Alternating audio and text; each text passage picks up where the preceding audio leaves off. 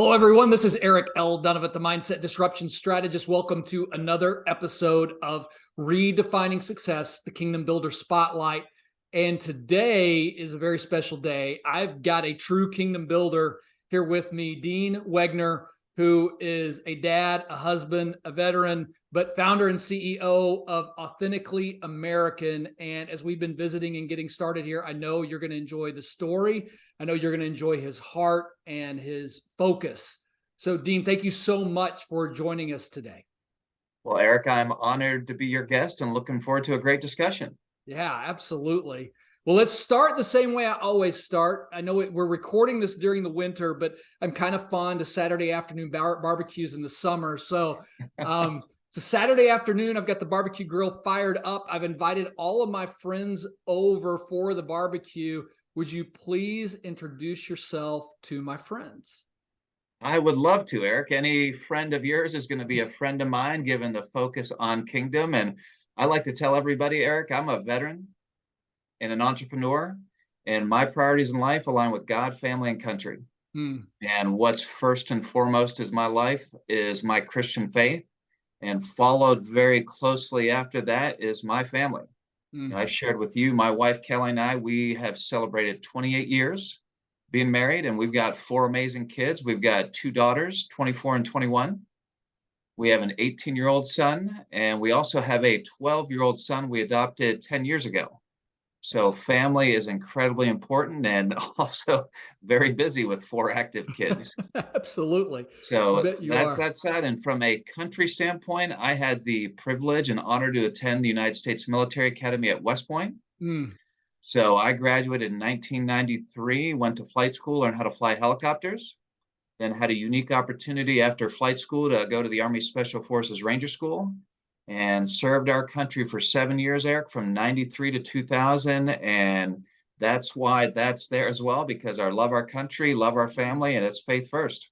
Yeah. Well, thank you. Thank you for your service and thank you for your commitment. We talked about this a little bit offline. I tried to serve and wasn't able to. And so there are many times that my gratitude goes out to those of you that were able and chose Well, to. I appreciate you saying that, Eric, and I appreciate anyone that always does say that, because it truly was an honor to serve our great nation. Well, yeah, it truly is. It truly is. Hey, Dean, tell me right now, today, what are you most passionate about right now? What I am passionate about, Eric, is making a difference. And that is really what drives me. That's my DNA. And for example, we talked a little bit earlier about adoption. Yeah. This is a shocking statistic that most people don't know. There's 150 million orphans in the world who don't have a mom or dad, who don't have a loving home. And my wife and I, we talked and prayed about it. And we said, we can't adopt them all, but we can adopt one. Yeah. And that was an opportunity for us to make a difference. But I will tell you, we have been far more blessed than we ever imagined, having this amazing young son, Eskel, in our lives. I mean, the incredible impact he is having, because people have met him, have heard his story, have heard our adoption story, and they have turned adopt. It's that true domino effect, because we could only adopt one. It's a big financial commitment, it's a big time commitment, but just seeing the dominoes, how those have transpired, Eric, have been so meaningful, so impactful. So that's one personal example. We can talk more about my business, but Authentically American is all about making a difference as well. Well, so let's talk about your business. My next question usually is, how are you getting to live out your passion right now? But I mean, I can hear that there's so many different passions, but tell me about the business. Tell us about how it got started and kind of what the focus is, so that everyone who's listening, I've had a chance to kind of look around, but so that everyone who's listening can understand more. Absolutely, Eric. And Authentically American, we are in the apparel business. We have amazing product, and it's all made right here in the US. And to give you and all of your listeners an idea how rare American made is, when I graduated from West Point in 93, over 50% was made in the US. Today, it's 3.5. Really? 3.5 is all that's made here. And that is really what motivates me. That's what motivates the entire Authentically American team, is an opportunity to create jobs, an opportunity to change an industry and truly make a difference. And One of the things I joke about, Eric, unless you live in a nudist colony, you make a choice every day on what shirt you're going to wear. And that shocking statistic of 3.5% gave birth to our tagline, Where's Yours Made? Mm, And I will have fun with people and say, like, Eric, great looking shirt. Where's yours made? And most people will say, Dean, I have no idea. yeah. And they're shocked to look at the tag and see made in USA. I'm sorry, made in China, Mm. made in Vietnam, made somewhere but the US. And when they realize that we as a brand have amazing product, because that's most important, that we've got amazing product and it's all made here in the US, that's when people really start to gravitate to our brand. Well, we've got a limited amount of time and a lot of things we could probably talk about, but you're what's really driving my curiosity from a business standpoint is, where does this vision and idea to start Authentically American come from? You tell us a little bit about the story of maybe where you even had this idea and then you begin to germinate it as a business and kind of turn it into a real business. If you could take us Yeah. on that journey. And really, Eric, what I should share is how I became an entrepreneur. Yeah. And what I realize is so often we're a product of our environment. Mm, And I had an amazing family, an amazing dad growing up, and he was a 30-year engineer for Alcoa, okay. so a Fortune 500 aluminum company. And most of his friends, most of our neighbors worked for big companies. Mm, So I told you before, I'm a veteran and an entrepreneur. But when I left the Army in 2000, I couldn't even spell entrepreneur. Didn't even know this whole world existed. So I thought back to my experience growing up with my dad and his friends and neighbors. So when I left the Army in 2000, what did I think I was going to do? Work for a big company. yeah. And that is exactly what I did. I worked for two amazing companies, Procter and Gamble and Mars. Okay. So brands like Crest and Tide and M&Ms, and both are just world-class marketing and branding companies. I'm so thankful, Eric, for that experience because I learned a ton. Yeah. But what people may not realize is how big Procter and Gamble and Mars are. P&G is an 80 billion, Mm, 80 billion with a B. It's a massive company. Mars, half the size, but still a $40 billion company. And what I realized at one point is that even though I had fairly big jobs and was very well paid, if you pull me out, the next guy steps right up and the machine keeps going and it doesn't skip a beat. mm, And I wrestled with, am I truly making a difference? Am I truly being satisfied in a role like that? And that was ultimately the initial catalyst to become an entrepreneur. But back to not being able to spell entrepreneur, I didn't think I had it in me to start a business from scratch. mm. So in 2012, bought my first business, and it was a business that produced dress uniforms for the military. Okay. So if you remember the dress pants you may have worn back in the Texas A&M Corps days, so Yep. we produced thousands of uniforms every week for Army, Navy, Air Force, and Marines. And that's where I learned that tragic history of the apparel industry from 50% all the way down to 3.5.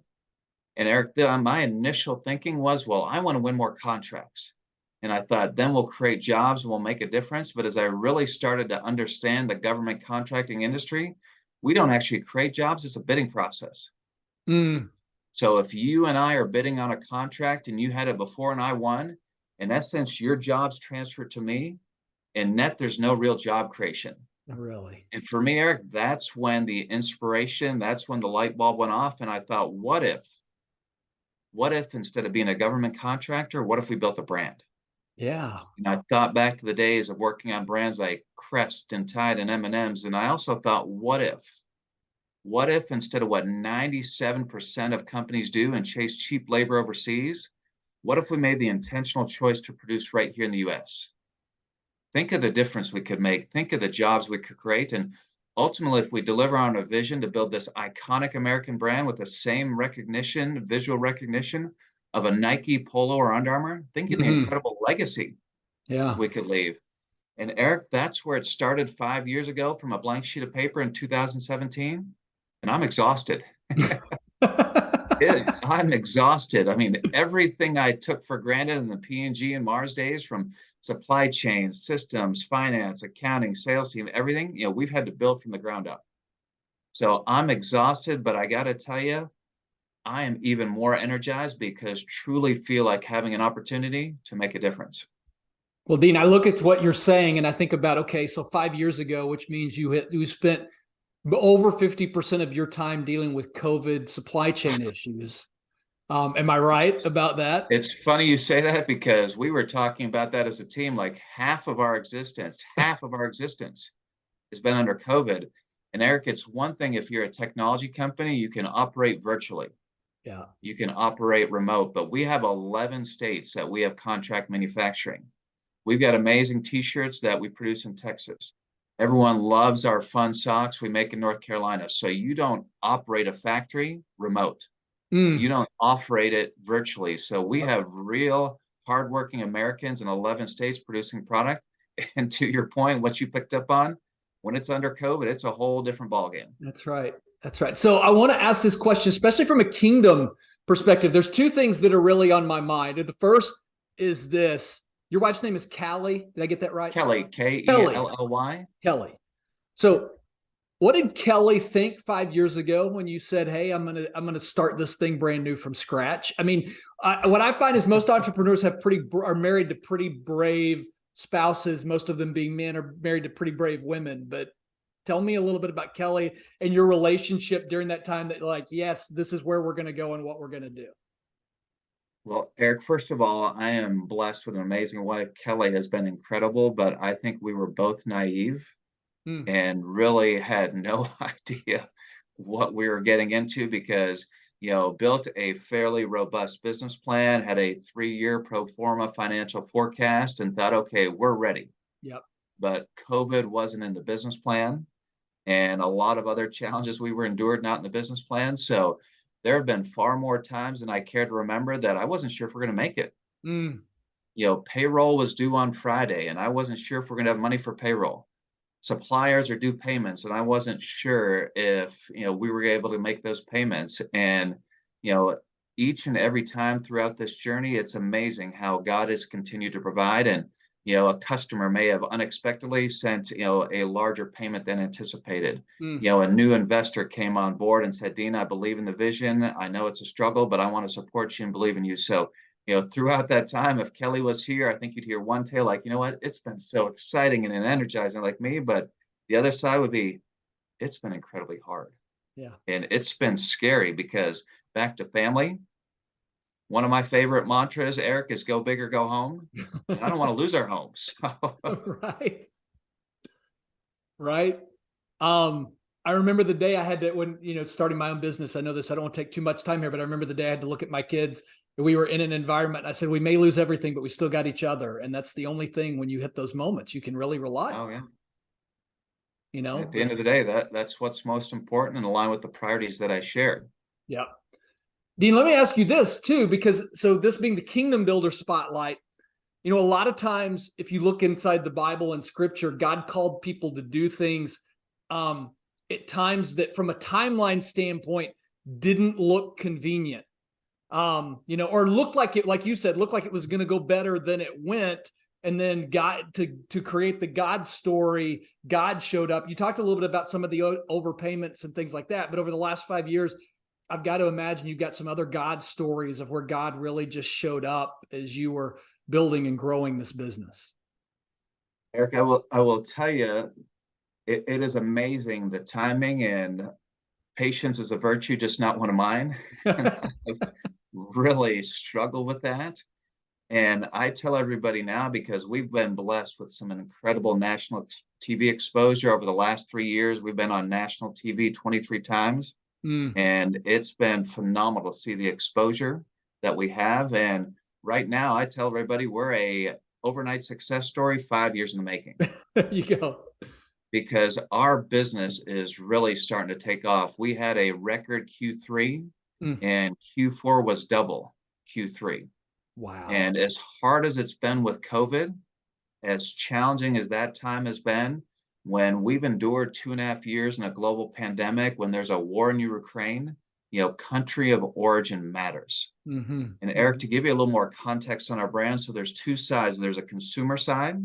So Okay. you mentioned looking on our website, you can buy a pair of fun socks or t-shirts, or I'm wearing one of our West Point quarter zips. So you can buy things individually as a consumer, but that's 10% of our business. Eric, 90% of our business is B2B focused, corporate Oh. focused. So we have businesses, charities, other organizations who buy t-shirts, who buy polos with their company logo. Got it. And to give you an idea of God's timing, because again, not being very patient, I wanted the big orders year one. I wanted them tier two, year three, but they weren't coming. Yep. And sometimes you need to be careful to be successful before you're ready. And for example, I can show you one of our t-shirts later that people love, but being a small business, we made an intentional choice that our minimums are only 24. Wow. And we've had a lot of orders of 24, but just recently, Eric, we had one top 10 accounting firm place a order for 27,000. 27,000.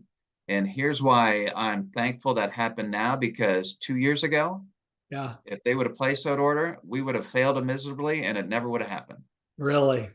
But now we're ready. We've got the right team. We've got the right systems. We got the process. We are capable of handling that. So as much as I wanted it 2 years ago, I'm thankful it did not happen then, because you and I wouldn't be talking right now. We would have been a statistic. Oh, wow. But again, go back to God's timing and everything happening exactly when it's supposed to, even if it's not ours. So it's just beautiful. You know what, Eric, I was going to highlight one other thing, Yeah. because one of the things when it comes to my faith, what I believe is when all else fails, use words. Yeah. And what I believe is my actions, the actions of me and my family, should speak far more louder than anything we ever say. And you've been on our website, and you're not going to see a cross there. You're not going to see, overt references to faith. But what I want very intentionally to happen is for our actions and everything we do to speak much, much louder. And one thing that you don't see unless you read in the fine print a little bit more is we're a brand that celebrates patriotism. We love our country. We're a brand that believes in the American worker, which is why everything's American made. But also, Eric, we're a brand that wants to honor American heroes. Mm. And I'm a veteran and have some just the most incredible memories of the men and women I served with. And what we do very intentionally, Eric, is we donate 10% of our profits to veteran and first responder charities. And that's a way for us to honor our American heroes each and every day. Yeah. So it's biblical about giving back and serving, but that 10% number, Yep. was not a coincidence. It wasn't like, well, let's just randomly pick it. I mean, you get it, you know it, and your listeners Yeah. understand it. I mean, that was an intentional choice behind that 10%. Let me ask you this. When did you make that 10% decision? You made that before you started the business, or? That was day one, part of the business plan. Yeah.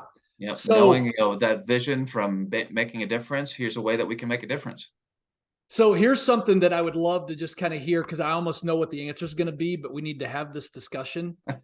During the hard times, there had to be temptation to stop the 10%. Or, I mean, I know there's not necessarily profit, because you're talking about 10% of profit there. But even when things are getting a little bit better, it's like, man, things have been lean. But I'm going to imagine, just from the guy that I know you to be, that you never stopped. Yeah. Well, very true, Eric. I am, with being a hockey player at West Point, with being a Army officer, with being an Army Ranger. I mean, stick-to-itiveness and drive and perseverance is a big one. But we did have to make one change year one, because initially the thought was, okay, we want not only 10% of profits, but 10% of revenue. Okay. And we got some great feedback, but what we realized is that we're gonna not going to be able to deliver on our vision to build this iconic brand, because we are not going to be competitive. Yeah. If we're donating 10% off the top, that means it's going to hard for us to be competitive. So, we had some discussions as a team. My wife and I prayed about it and said, you know what we're going to do is we're going to shift, and it's still going to be impactful. We're going to donate 10% of our profits. So we still need to be successful, but in order to have a successful business, you also have to be competitively priced. Yeah. So we've got amazing product. It's competitively priced. And then if those two are in place, then we truly have an opportunity to make a difference. So that was the initial grandiose vision, 10% of sales. It's going to be right off the top, and realize that we're also a business, Eric. So we've got to be practical, and that wasn't reasonable, but now we've found the sweet spot and it really works. Well, but what would you say to the business owner, the person who's starting, that's feeling convicted by that, but is nervous about it? I mean, because you've been, again, let's go back to, I want my listeners to again recognize this. I mean, Dean starts a business right before COVID, makes these commitments, sticks to them, stays to it. and now is seeing the blessing on the other side, but it wasn't always that way. But what would you say to somebody who's kind of sitting in that chair right now? Well, Eric, I will tell you the way I start my day is very intentional. It's the way I start every day, and that's on my knees because, back to not being able to spell entrepreneur and COVID and all these challenges, I needed guidance, I needed wisdom, and we have investors, but the ultimate chairman of the board for our business is Mm, God Almighty. yeah, And that's why I'm on my knees praying every day. And it's, a personal time, a quiet time. It's not a public display. It's just me one on one. And that to me just gives me a sense of calm and peace and saying, okay, no matter how the rest of the day shapes up, no matter how many challenges, you know what, I need to put first things first. And that's how I want to start every day. I love that. I love that. You had to have learned a lot over the last 5 years. What is one thing maybe you'd go back to the dean starting the business 5 years ago? If you could say to him, what would you say? Or what tips So, would you give him? yeah. Well, Eric, this is a lesson now when other entrepreneurs reach out and say, well, Dean, what's a recommendation you would learn? And I would not have given this 5 years ago, but the power of focus. Mm, And I'm not even borderline ADD. I really struggle on staying focused. And, part of this to be expected. You're starting a new business and you want to try all the different things and see what works. But we were just trying everything oh, and really lacked that focus. And one of the underlying blessings of COVID was forcing us to focus because, I'd mentioned 10% of our business is consumer side, 90% is B2B corporate side. So, like any corporate B2B, there's a sales cycle. And as a small business, you can't afford a 6 month, year-long sales cycle because then you don't have any revenue and you right. run out of time. And what we've realized, Eric, is that our brand really resonates, really responds well with veteran owned and veteran operated businesses and veteran focused charities. Mm, And what we found is every business, for the most part, buys t-shirts, yeah. buys polos with your company logo. Same thing with charities. But what we found is a 6 month sales cycle when you go to a veteran owned business or a veteran focused charity, a 6 month sales cycle goes down to 6 minutes. They're like, Really? Dean, we're already buying apparel. You've got amazing products that's competitively priced and it's American made. I'm in. Yeah. And that has really been a game changer for us is, what's starting to now that, revenue to take off and that doubling from Q3 to Q4. And Mm-hmm. that's that one word focus. And that's one that I personally struggle with. What is, as we kind of, we're at the beginning of 2023 as we're recording this, the very beginning.